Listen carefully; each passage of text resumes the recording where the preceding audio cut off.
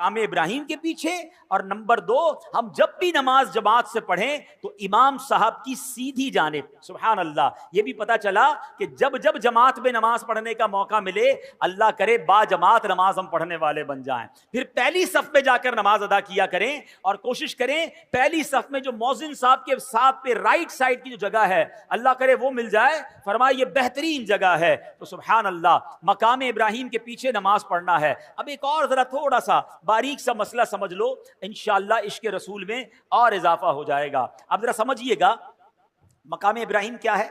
एक पत्थर है। हाँ, ये जन्नती पत्थर है, बड़ा मुकद्दस पत्थर है, लेकिन ऐन नमाज में इस पत्थर की ताजीम करने, यानी इसे मुसल्ला बनाने का हुक्म दिया। अब सोचने की बात है, उलमा बैठे हैं कि हालत नमाज में एक पत्थर की ताजीम करने से नमाज में कोई नक्स नहीं आता है, नमाज में कोई कमी नहीं आती है, नमाज टूटती नहीं है, बल्कि नमाज मुकम्मल रहती है। बल्कि तो भला खुद अंबिया इकराम अलैहिमुस्सलातु वस्सलाम, बल्कि नबियों के इमाम जनाब रसूलुल्लाह सल्लल्लाहु अलैहि वसल्लम का अगर किसी को नमाज में ख्याल आ जाए तो उसकी नमाज में कैसे खलल वाक़े होगा, उसकी नमाज में क्या कमी आ जाएगी। सुभान अल्लाह, सच यही है कि हालत नमाज में नबी की ताज़ीम का ख्याल आने से नमाज टूटती नहीं, बल्कि कामिल व अकमल हो जाती है। किसी आशिक ने क्या खूब कहा, किया क्या करम किया तेरी याद ने, मुझे आ जगाया नमाज में, क्या करम किया तेरी याद ने, मुझे आ जगाया मेरी नमाज में, मेरे वो भी सजदे अदा हुए जो कज़ा हुए थे नमाज में। अल्लाह अकबर, यानी नबी पाक की याद अगर नमाज में आ जाती है तो गफलत की नींद उड़ जाती है। और सुभान अल्लाह, नमाज का तोहफा भी तो नबी पाक ने ही हमें दिया है, नमाज की तालीम भी नबी पाक अलैहिस्सलातु वस्सलाम ने हमें दी है। तो सुभान अल्लाह, ये है जनाब तबरुकात की हैसियत और तबरुकात की बरकत। अल्लाह से दुआ करते हैं रब्बे करीम हमें मक्का पाक की हाजिरी अता फरमाए, हज की सआदत नसीब फरमाए, मकाम इब्राहिम का दीदार नसीब फरमाए, और मकाम इब्राहिम के पास नमाज अदा करना भी नसीब फरमाए। हाँ, एक मसला बता देता हूँ, जब जब ये फजीलत सुनते हैं ना तो हमारे कुछ हाजी साहिबान समझते हैं, चाहे वो उम्रे पर जाएं या हज पे जाएं, कि जनाब अब तो बिल्कुल मकाम इब्राहिम के पीछे नमाज पढ़ेंगे तो नमाज होगी, वरना नमाज ही नहीं होगी। तो अब उसके लिए वो जनाब तवाफ रोक कर 4-5 बंदे हाथ बांध लेते हैं कि नहीं भाई इधर ही नमाज पढ़नी है। अब उस पर हज़ारों लोग गुजर रहे होते हैं, और अब माशाल्लाह तवाफ में तादाद भी ज़्यादा होती है। तो अगर मकाम इब्राहिम पर आपको जगह ना मिले तो हरम पाक में जहाँ भी जगह मिले आप वहाँ पर वाजिब तवाफ जो है, जो नमाज के नवाफिल हैं तवाफ के, वो अदा कर सकते हैं। वो कहीं भी अदा कर लें, मकाम इब्राहिम पर जाकर अदा करना ज़रूरी नहीं है। बहरहाल मेरे प्यारे इस्लामी भाइयों, हज़रत इब्राहिम का जिक्र खैर हो रहा है। एक मरतबा हज़रत इब्राहिम अलैहिस्सलातु वस्सलाम समुंदर के किनारे से गुजर रहे थे। आप सुभान अल्लाह, आप अलैहिस्सलातु वस्सलाम ने देखा कि एक लाश पड़ी हुई है। हालत यह है कि समुंदर की मछलियां भी उससे नोच रही हैं और परिंदे भी उसका गोश्त खा रहे हैं। ये देखकर हज़रत इब्राहिम अलैहिस्सलातु वस्सलाम को बड़ी हैरत हुई। वैसे हज़रत इब्राहिम अलैहिस्सलातु वस्सलाम का ईमान और यकीन कितना पुख्ता था, इस पर तो कोई कलाम नहीं हो सकता। आप जैसा कामिल ईमान वाला कौन हो सकता है। ये तो सिर्फ एक हैरानी थी कि ये लाश जब कई सारे टुकड़ों में बट गई है, इसका कुछ गोश्त मछलियों के पेट में चला गया है, कुछ परिंदों के पेट में चला गया है, कुछ पानी में लग लग कर गल गया है, एक लाश के इतने सारे टुकड़े बट गए हैं। कयामत आने में अभी सदियां बाकी हैं। हैरत की बात यह कि अल्लाह कैसे कयामत के दिन मुर्दों को जिंदा करेगा और ये सारा गोश्त जो इसके जिस्म पर वापस आ जाएगा। तो सुभान अल्लाह, आपने रब्बे करीम की बारगाह में सवाल किया, रब्बी अरिनी कैफ तुह्यिल मौता, ऐ मेरे रब तू मुझे दिखा दे कि तू मुर्दों को किस तरह जिंदा फरमाएगा। अल्लाह अकबर। अब आपका ईमान तो मजबूत है मगर आंखों से देखना चाहते हैं।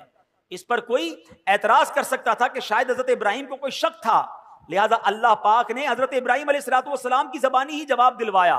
इरशाद हुआ, अवलम तुमिन, क्या तुझे यकीन नहीं।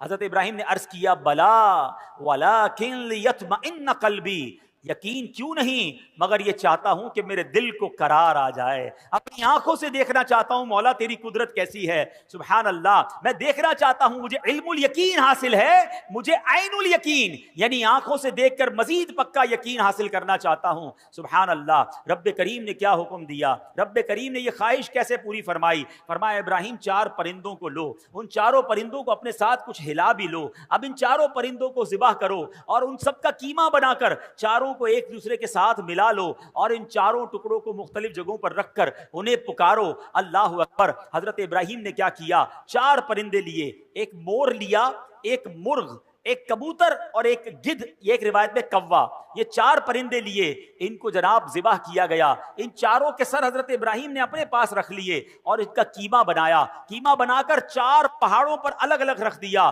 کتنا مکسچر ہو چکا ہے، اور اب حضرت ابراہیم پکارتے ہیں اے کبوتر، اے مور، یا ایتھا الحمامہ، یا ایھا الدیک۔ آپ نے اپنی آنکھوں سے دیکھا کہ وہ قیمے کے اجزاء اڑنے لگے اور سارے پرندے دوبارہ بن گئے، سر نہیں ہے مگر دوڑتے ہوئے آئے، اور حضرت ابراہیم کے پاس جو سر رکھے ہوئے تھے اپنے اپنے سر کو گویا اپنے سر میں لگایا، اپنی گردن میں لگایا، اور وہ دانہ چگنے لگے، پھر سے زندہ ہو گئے۔ اللہ اکبر۔ اللہ کریم نے حضرت ابراہیم کے سامنے اپنی قدرت کا کیا شاندار نظارہ دکھایا۔ یہ واقعہ قرآن میں موجود ہے، مگر سبحان اللہ اس واقعے سے ہمیں بہت ساری باتیں سیکھنے کو ملتی ہیں۔ پہلی بات تو یہ سیکھنے کو ملی ہے کہ میرے رب کی قدرت کیسی ہے، میرا رب جو چاہے وہ کرنے پر قادر ہے، ان اللہ علی کل شیء قدیر۔ اور دوسری بات کہ حضرت ابراہیم نے پرندوں کو پکارا، قرآن کہتا ہے اے ابراہیم ان پرندوں کو پکارو، اور آپ نے پکارا یا ایھا الدیک، یا ایتھا الحمامہ، اے کبوتر، اے گدھ، اے مور، چاروں پرندوں کو پکارا۔ سوال یہ ہے پرندے تو مر چکے تھے، بلکہ ان کا تو قیمہ بھی بن چکا تھا، تو قیمہ بنے ہوئے مرے ہوئے پرندوں کو پکارنا جائز یا کہہ کر پکارنا جائز؟ تو اگر آج کوئی عشق رسول میں ڈوب کر یا رسول اللہ کہے تو اس کو تو کوئی پرابلم نہیں کسی کو ہونی چاہیے۔ اللہ کے نبی پکار رہے، قرآن میں رب فرما رہا ہے پکارو۔ اگر کوئی صحابی رسول کو پکارتا ہے یا صدیق یا عمر یا عثمان یا حیدر تو کوئی حرج نہیں ہے۔ غوث پاک کو پکارے، داتا حضور کو پکارے، حضرت امام حسن امام حسین کو پکارے۔ نبی اللہ جو ہوتے ہیں وہ حیات ہوتے ہیں، اپنی قبروں میں رزق پاتے ہیں، یہ تو حدیث پاک میں موجود ہے۔ تو اگر کوئی آج یا رسول اللہ کہے تو اس میں کوئی حرج نہیں، بلکہ چلے ایک اور بڑا آسان طریقے سے سمجھا دیتا ہوں۔ یہ تو میں نے قرآن کی بات کی ہے، حدیث پاک تقریباً سبھی لوگوں کو یہ دعا یاد ہوگی جب ہم قبرستان جاتے ہیں۔ مشکات شریف کی حدیث میں بھی یہ دعا موجود ہے اور کئی سارے لوگوں کو یاد ہوگی۔ قبرستان کی دعا یاد ہے نا، السلام علیکم یا اہل القبور یغفر اللہ لنا ولکم وانتم سلفنا ونحن بالاثر۔ کیا خوبصورت دعا ہے، بلکہ اس دعا میں ایک میسج بھی بڑا پیارا ہے۔ اللہ کرے قبرستان جائیں تو یہ دعا کا میسج بھی تو سمجھیں۔ معنی کیا بنتا ہے اس دعا کا؟ السلام علیکم یا اہل القبور، اے قبر والو تم پر سلام ہو، یغفر اللہ لنا ولکم، اللہ تمہاری اور ہماری مغفرت فرمائے، وانتم سلفنا، تم پہلے چلے گئے، ونحن بالاثر، ہمیں پیچھے آنا ہے۔ کاش قبرستان جا کر یہ بات سمجھ آ جائے کہ یہ پہلے چلے گئے ہیں، ہماری باری آنے والی ہے، مجھے بھی اسی قبر میں جانا ہے، میرا بھی سب کچھ پیچھے رہ جائے گا، میں دنیا کے پیچھے اتنا نہ بھاگوں کہ قبر میں جب جاؤں تو وہاں مار پڑے۔ کاش اس دعا سے ہم یہ سبق حاصل کریں۔ اور سبحان اللہ ایک مسئلہ کیا حل ہو گیا، مجھے بتائیے، قبرستان شکارپور میں بھی ہوگا نا؟ قبرستان میں نیک لوگ بھی دفن ہوئے ہوں گے، گناہگار بھی دفن ہوئے ہوں گے، نمازی بھی گیا ہوگا، بے نمازی بھی گیا ہوگا، عبادت گزار بھی گیا ہوگا، شرابی بھی گیا ہوگا۔ سارے قبرستان والوں کو جا کر آپ کیا کہتے ہیں؟ السلام علیکم یا اہل القبور، نیک کی قبر پر بھی یا اہل القبور، گناہگار کی قبر پر بھی یا اہل القبور۔ مجھے بتاؤ ایک عام مسلمان کو یا اہل القبور کہنے کی اجازت حدیث پاک کے ذریعے ہے، یہ دعا موجود ہے، نبی پاک یہ دعا کہتے ہیں۔ تو اگر میں داتا حضور کے قدموں میں جا کر کہوں کہ یا داتا حضور تو اس میں کیا پرابلم ہے؟ جناب یہ تو حدیث پاک سے ثابت ہے، تو اس میں کنفیوز نہ ہوا کریں، امید ہے یہ مسئلہ بھی دور ہو گیا ہوگا۔ اچھا، یہاں علماء نے ایک بڑی پیاری اور بھی بات سکھائی، صوفیانہ تفسیر کی ہے اس واقعے کی۔ یہ جو 4 پرندے ہیں نا، کبوتر، مرغ، مور اور گدھ، فرمایا ان چاروں میں ایک بری خصلت ہے۔ جو مور ہے نا اس کو اپنی خوبصورتی پر بڑا ناز ہے، گھمنڈ، تکبر۔ جو مرغ ہے اس میں بڑی شہوت ہوتی ہے۔ فرمایا کبوتر بھی جو ہے اپنی اونچی اڑان پر بہت زیادہ غرور کرتا ہے، اور گدھ جو ہے اس کے اندر بڑی لالچ ہوتی ہے۔ کیا خوبصورت بات علماء کہتے ہیں، یہ 4 بری عادتیں ہیں۔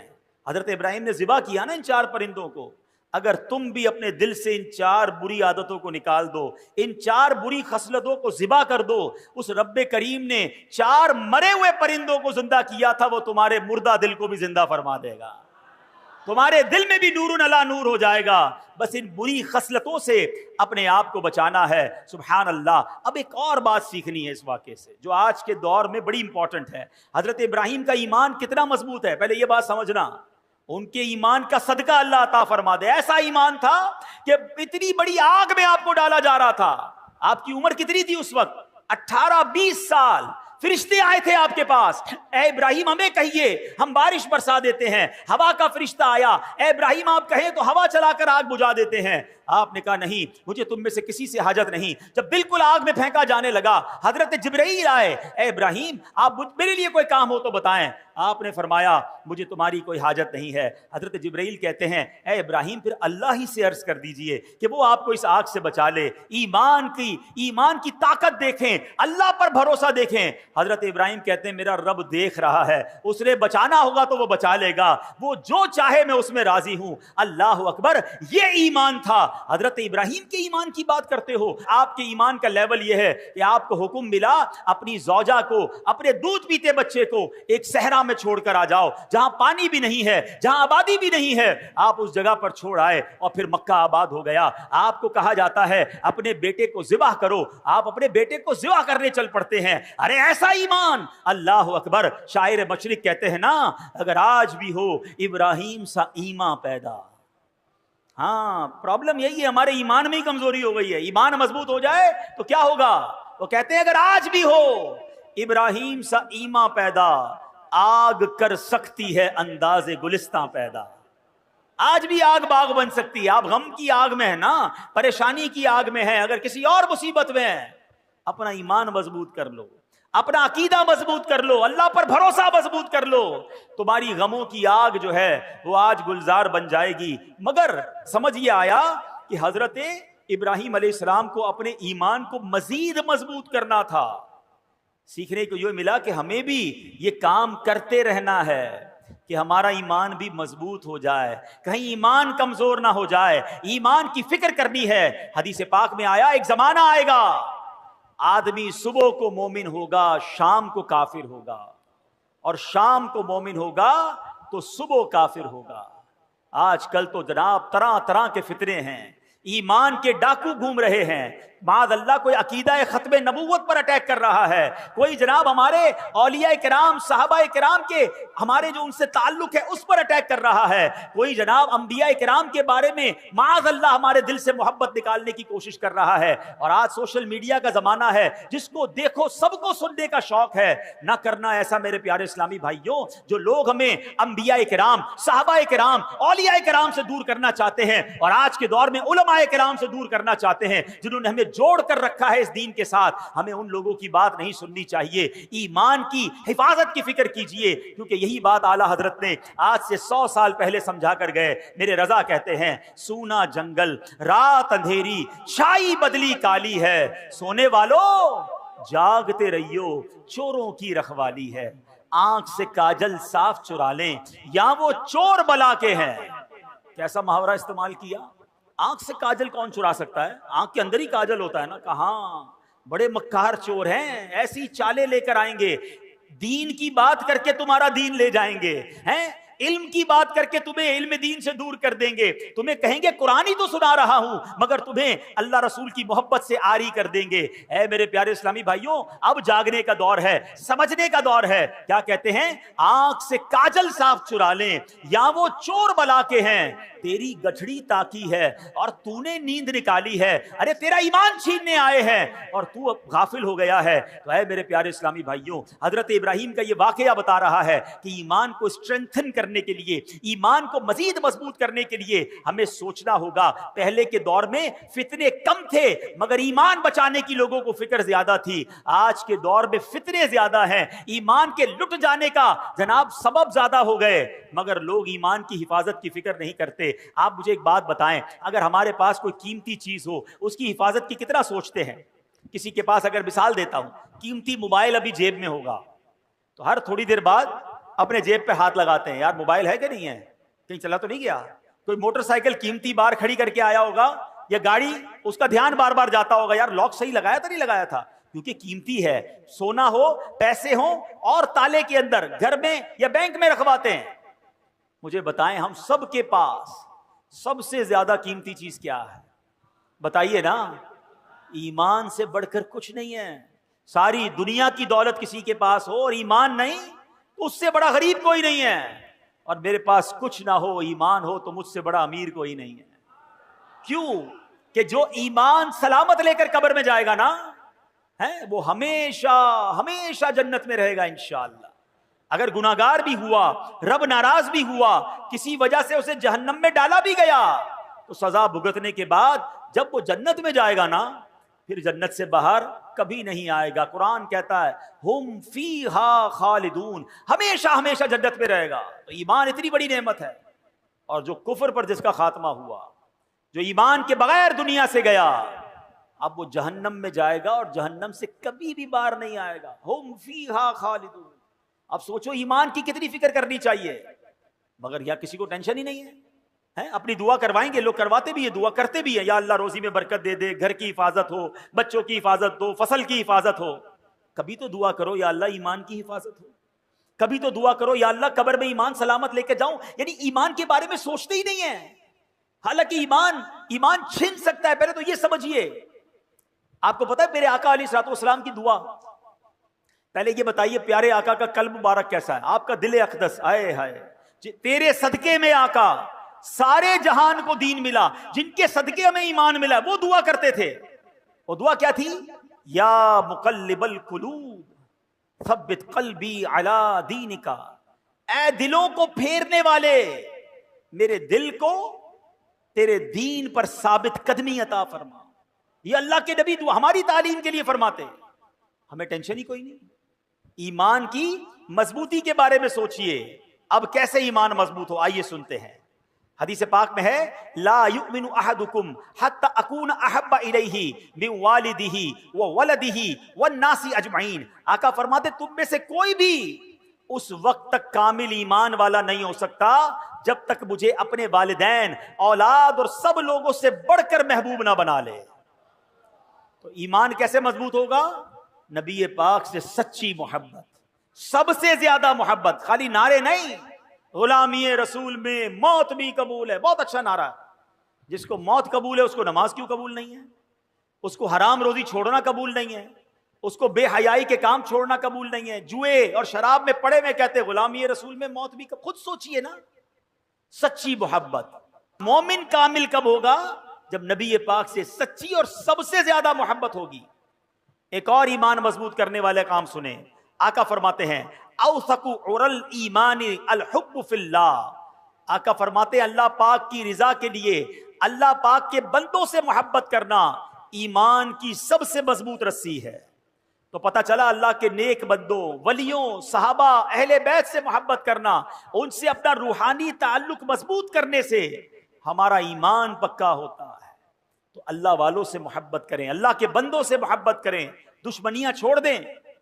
ایک اور حدیث پاک نبی پاک علیہ الصلوۃ والسلام فرماتے ہیں تم میں سے کوئی بھی اس وقت تک کامل مومن نہیں ہو سکتا جب تک اس کی خواہشات میرے لائے ہوئے دین کے تابع نہ ہو جائیں. یعنی خواہشات پر نہیں چلنا ہے. میری خواہشات، میری تمنائیں سب پیچھے ہیں. پہلے میرا دین ہے، پہلے میرا مذہب ہے، پہلے اسلام ہے. لوگ کہتے ہیں یار سب چلتا ہے، بچوں کی خوشی میں سب چلتا ہے. نہیں میرے پیارے اسلامی بھائیوں، اپنی خواہشات کو مٹا کر اسلام پر عمل کرنا یہ ایمان کو مضبوط کرتا ہے. ایک اور حدیث پاک سنیں جو آج کے دور میں بڑی ضروری ہے. میرے آقا فرماتے صلی اللہ علیہ وسلم لا یؤمن احدکم حتی یحب لاخیہ ما یحب لنفسہ. تم میں سے کوئی بھی اس وقت تک کامل مومن نہیں ہو سکتا جب تک اپنے بھائی کے لیے بھی وہی پسند نہ کرنے لگے جو اپنے لیے پسند کرتا. اب کیا حال ہے؟ کیا آپ پسند کرتے ہیں آپ کی بے عزتی ہو؟ کیا آپ پسند کرتے ہیں آپ کو کوئی دھوکہ دے؟ کیا آپ پسند کرتے ہیں کہ آپ کا دل دکھایا جائے؟ کیا آپ پسند کرتے ہیں کہ آپ کے ساتھ ملاوٹ کر کے کوئی مال بیچے، آپ کا مال دبا لے؟ جب آپ اپنے لیے پسند نہیں کرتے تو آپ دوسرے کے لیے بھی یہ پسند نہ کریں. آپ بھی دوسروں کی عزت کریں، آپ بھی دوسروں کے ساتھ سچ بولیں، آپ بھی کسی کو دھوکہ نہ دیں. کیونکہ مومن وہ جب تک نہیں ہو سکتا جو اپنے لیے پسند کرے وہ اپنے بھائی کے لیے پسند نہ کرے۔ تو اے میرے پیارے اسلامی بھائیوں، ہمیں یہ بات سیکھنی ہے کہ اگر ایمان کو مضبوط کرنا ہے تو ان حدیثوں کو مضبوط کریں، ان احادیث پر عمل کریں۔ تو اے میرے پیارے اسلامی بھائیوں، ہمیں ان باتوں پر عمل کرنا ہے۔ اب اگلے چند دنوں کے بعد وہ مہینہ آ رہا ہے جس مہینے کو ذوالحجہ کا مہینہ کہا جاتا ہے، اور یہ کتنا مبارک مہینہ ہے۔ سرکار دو عالم صلی اللہ علیہ وسلم کا فرمان، ما من ایام العمل الصالح فیہا احب الی اللہ من ہذہ الایام، کوئی دن نہیں ہے کہ جس کا نیک عمل کرنا اللہ کے ہاں ان 10 ایام سے بڑھ کر محبوب ہو۔ یعنی عام دنوں میں نیکی کی جائے وہ بھی اللہ کو بڑی پیاری ہے، لیکن عام دنوں کی نسبت ذوالحجہ یعنی عشرہ ذوالحجہ جو ہے، ذوالحجہ کے جو پہلے 10 دن ہیں، اس کی نیکیاں اللہ کے ہاں بڑی محبوب ہیں۔ اور آگے ایک روایت میں ہے، وَالْعَمَلُ فِيهِنَّ يُضَاعَفُ 700 ضِعْفٍ، ان دنوں میں نیکی کا ثواب 700 گنا بڑھا دیا جاتا ہے۔ تو سبحان اللہ، ان 10 دنوں میں خوب نیکیاں کیجئے، ہو سکے تو 9 دن روزے رکھیے۔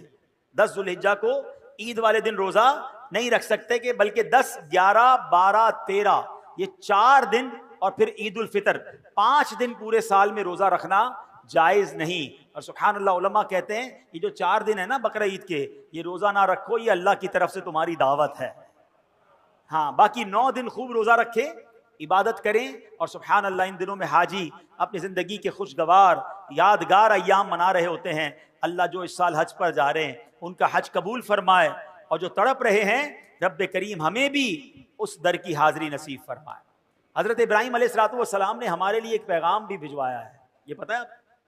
ہاں، اللہ کے خلیل نے، حضرت ابراہیم علیہ السلام نے ہم امتیوں کے لیے، سرکار علیہ السلام کی امتیوں کے لیے ایک پیغام بھجوایا۔ وہ کیا ہوا کہ معراج کی رات میرے آقا فرماتے ہیں میری ابراہیم علیہ السلام سے ملاقات ہوئی، آپ نے فرمایا اے محبوب علیہ السلام اپنی امت کو میرا سلام پہنچائیے۔ آئے ہائے، اللہ کے نبی حضرت ابراہیم ہمیں سلام عطا فرما رہے ہیں، اور پھر فرمایا کہ اے محبوب صلی اللہ علیہ وسلم اپنی امت کو فرمائیے کہ جنت پاک اور زرخیز زمین ہے اور خالی میدان کی صورت ہے، بے شک یہاں کے باغات سبحان اللہ، الحمدللہ، لا الہ الا اللہ اور اللہ اکبر ہیں، یعنی جنت کی زمین خالی ہے۔ بندہ جب یہ تسبیح کرتا ہے اس جنت میں درخت لگتے رہتے ہیں۔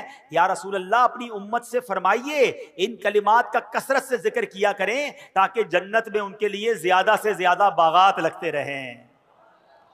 کاش ہم درخت لگانے لگیں تو کچھ موسم بھی ٹھیک ہو جائے۔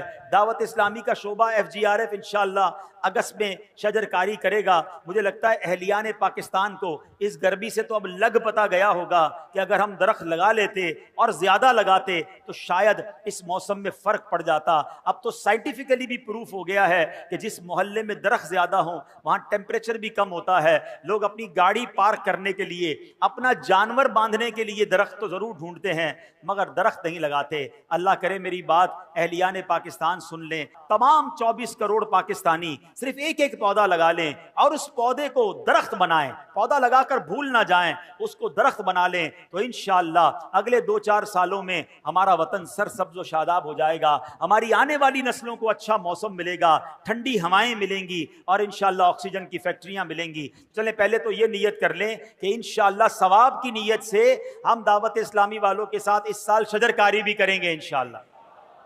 یہ تو ہو گئی دنیا میں شجر کاری، اب جنت میں درخت لگانے ہیں وہ تو اور آسان ہے۔ حضرت ابراہیم نے کیسا پیارا کام دے دیا۔ چلو مل کر پہلے تو ہم اللہ کے خلیل کی اس خوبصورت پیغام پر لبیک کہتے ہیں، سب مل کر کہیے سبحان اللہ، الحمدللہ، اللہ